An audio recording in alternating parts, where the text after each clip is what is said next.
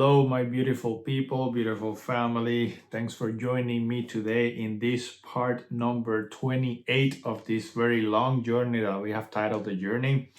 And before we continue, I do want to recognize that it has been a while since the last time that I posted on this series. But as you may or may not know, I have been working on the release of my most recent book, The Evidence Atheists Forgot About. I released the English version about 2.5, 3 months ago, and I had been working on the Spanish version of the book. So now the book is available on English and on Spanish. Glory be to God. But I have been busy with this, and I really wanted to finish this project before I continue on with my other projects. As you may also know, I work full-time, and even though I would like to work full-time for Jesus, I have to work full-time for someone else and then try to do full-time for Jesus on the side. So here we are, chapter 28 of this journey that we have titled The Journey, and chapter 28 is titled Idolatry at Sinai. And this chapter picks up right from the last time that we talked about the Mount Sinai, when Moses gets the 10 Commandments. Moses comes with the 10 Commandments, shares the 10 Commandments with the people of Israel, and the people of Israel makes a covenant with God. And they say, we will honor you. We know that you want to make a holy nation out of us.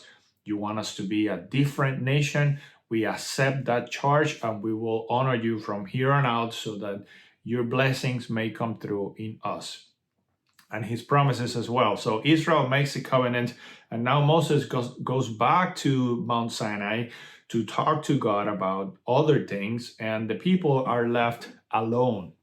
Now, something about us humans is that we are stubborn people, and we are very hesitant to change on a whim. Okay, so you got to think about the fact that the Israelites had been used to visually seeing their deities, or the Egyptian deities, the gods of the Egyptians. And they were used to having this physical presence of what they would consider, their God. And we also got to remember that the Israelites were not alone in this journey. There was a mixed multitude. So when Israel came out of Egypt, there weren't just Israelites. There were Egyptians that came with them because they were scared after all the plagues and everything that God, inflicted upon the great nation of Egypt. So it was a mixed multitude. So we have people here that, yes, they believe in God, they trust God, but they're a bit on the fence on, whether I want to fully honor God, I want to go back to my traditions. And then there's Egyptians that were definitely embedded into having a physical deity. And as we might remember, one of the commandments was, you shall not have other gods before me. And another one of the commandments was around not having idols, or no, idolizing anything, not making a physical representation of God to worship, because that would degrade the way that we humans think about God. So now the Israelites are alone, and we got to remember the scene. There's fire in the mountain, the presence of God is around. So the Israelites starts thinking after quite a few days, hey, I think Moses may have died up there. And now we're alone, we're scared. So, a rumor started going on in the camp that they wanted to create an idol. They wanted to make an idol so they can worship their deity, thinking that, God had abandoned them. We got to remember, they're not used to not having to physically witness their God, and God is invisible to them. They have seen, though, God has not revealed himself to them, but they have seen the cloud of fire. They had seen the sea open in two. They had seen God give them water. They had seen God come down to the Mount Sinai. So they had not seen God physically, but they had plenty of evidence, however, that God was indeed with them and God was blessing them. Regardless, they chose human nature at the end of the day. They chose to revert back on the covenant that they made with God just a few days ago, and they asked Aaron to please help them make an idol. And why Aaron? Well, because when Moses left, Aaron was left in charge of the camp. So Aaron was, Moses, quote unquote, in Moses' absence. So Aaron, at this point, he's faced with a test. So he either has to stand firm and say, no, God promised that he'll be with us and he'll deliver us and we should trust him. We have seen what he has done for us up to now. But this is not what Aaron does, however. He's afraid for his own life as the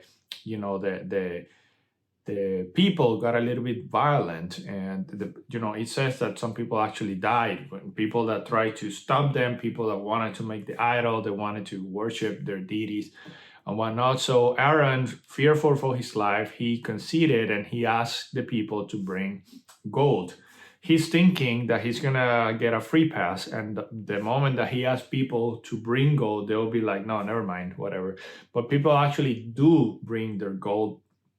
So they melt everything and they make a golden calf, or an ox, and they start worshiping. And to make matters worse, Aaron says or suggests, let's not just make the idol, let's also make an altar so that we can offer sacrifices to the idol. Of course, not a beautiful scene, a terrible scene of rebellion. Once again, considering they had just seen many wonders by the true living God. So in the mountain, Moses is talking to God, and God now tells Moses, okay, you need to get back down there because the people have forgotten the covenant that they just made with me a few days ago. They are, making an idol, they're worshiping it, and this is not good. And then God tests Moses. So God is, of course, a jealous God. He said so himself in the Ten Commandments. So he is upset that the people of Israel have forgotten so quickly what they have promised just a few days ago. So because of that, God says to Moses, you know what? This is the people that you brought out of Egypt. And it's interesting the language that God uses here. These are the people that you, talking to Moses, you brought out of Egypt and you brought them here. And now, they're going back on the promise, and I'm going to eradicate them. I'm going to destroy them, and I'm going to make a nation out of you, talking to Moses.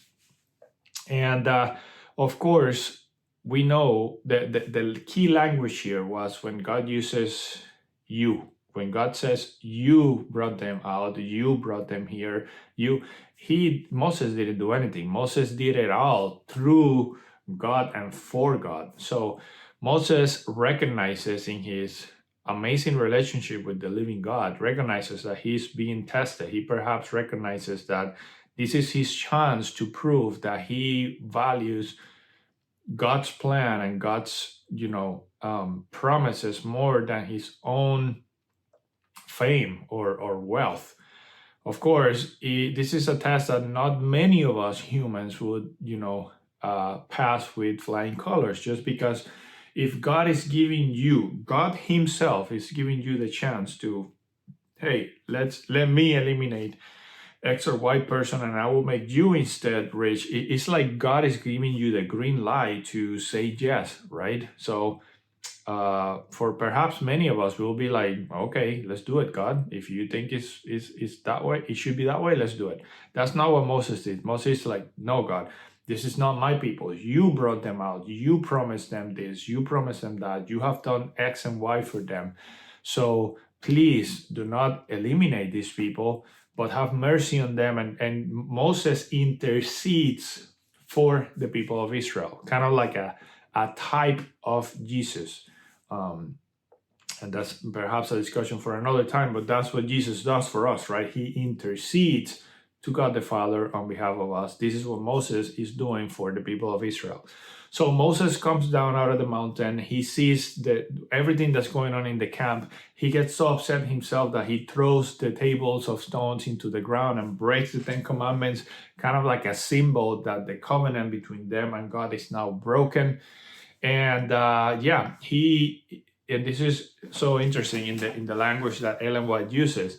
He then throws the calf, the golden calf, into the fire, melts it, and then throws the water throws the melted gold, into a local stream, and then made the people who were worshiping it drink from that water, meaning your God is completely useless. Like this God, quote unquote, that you've created, we can melt it at will and drink from it. Like it has no value whatsoever. Not the living God. And then Moses have to, face Aaron and ask him, why it happened, what it happened. But unfortunately, or not unfortunately, I guess fortunately for the surrounding nations, for Israel themselves, God has to punish sin, because sin can't stand in the presence of God. It just can't be. And we got to remember, it always goes back to Abraham and his promise. Abraham, come out. Jacob, come out. Joseph, come out. God always took his people away from, or tried to, separate his people from bad influences so that they could grow and flourish under the God-given laws and commandments. So God now, sin, the sin is the transgression of the law. They transgress God's law. And now the payments of sin, or the wages of sin, is death, as is recorded in the Bible. So, and here's where it turns beautiful. I'm actually going to read from the book here. Before God, inflicted punishment, this is what Ellen White records here in her chapter. Love, no less than justice, demanded that for this sin, judgment should be inflicted. God is the guardian as well as the sovereigner of his people. He cuts off those who are determined upon rebellion, that they may not lead others to ruin. So God's punishment is not just an act of judgment, it's an act of mercy, because we see this all over the Old Testament, and we're going to see this as we move on forward with this series. God has to protect the innocence, the spiritual innocence of his people, okay? And by this, I mean, he's trying to cut off nations that are mingling with them and are influencing them into following pagan practices.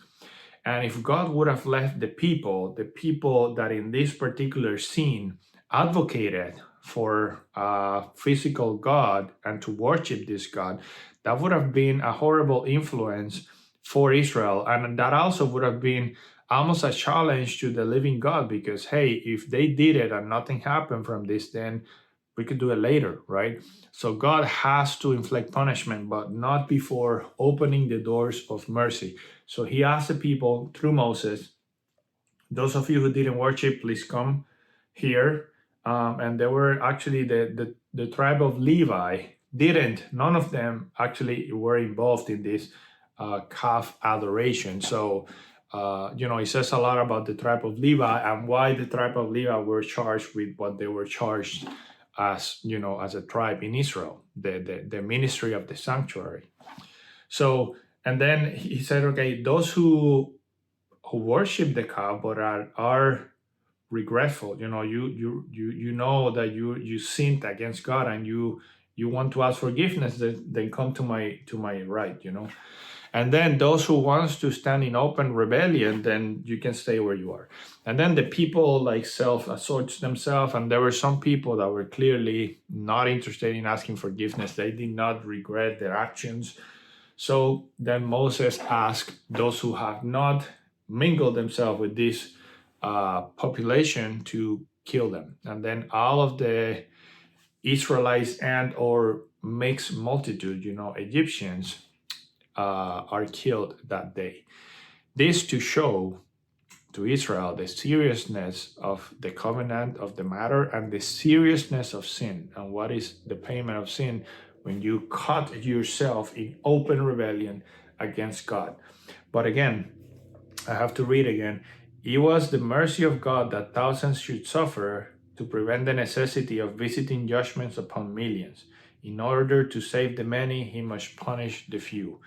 But he did not punish before opening the door to asking for forgiveness. So that is very important. Now, Moses, of course, now everything sort of resumes to normal. Moses then goes back to Mount Sinai because he has to get the commandment from God again. So God asked him to, now he had to carve the tables of stone, and then he takes them, and then God writes his own law again in the second set of tables. And yeah, I'm going to read a few verses here that I thought it was very interesting from the book. One of them says, to the transgressor, it is a fearful thing to fall into the hands of the living God. But Moses stood alone in the presence of the Eternal One, and he was not afraid, for his soul was in harmony with the will of his Maker. So the people of Israel were definitely afraid. They were scared of God. They had seen his majesty. But Moses was just hanging out with his friend, which talks a lot about the relationship that God wants to have with every and single one of us. That closeness that Moses had with God led him to ask God himself to, hey, God, show me your glory. And you probably read this in the Bible. So Moses asked God to reveal himself to him, which is something that no mortal human being has ever witnessed, seen, or asked for, because simply God can't reveal. For God to reveal himself will mean that the sinner will die. And Moses, although faithful and covered by the grace of God, he was nonetheless a sinner. So God in his infinite mercy said, okay, I will reveal myself to you, but only what you can stand to see. And that was not God's face. So he says, I will show you my goodness. And God then reveals basically the back of his neck here, the back of the, his backside. And then Moses sees it. So imagine the relationship that they had together. And yeah, so the covenant is renewed, and this leads us into the next chapter, which we will talk hopefully next week. That is it for today. A few lessons here. First, God wants to be close to you. Second, God is merciful, but he will by no means clear the guilty.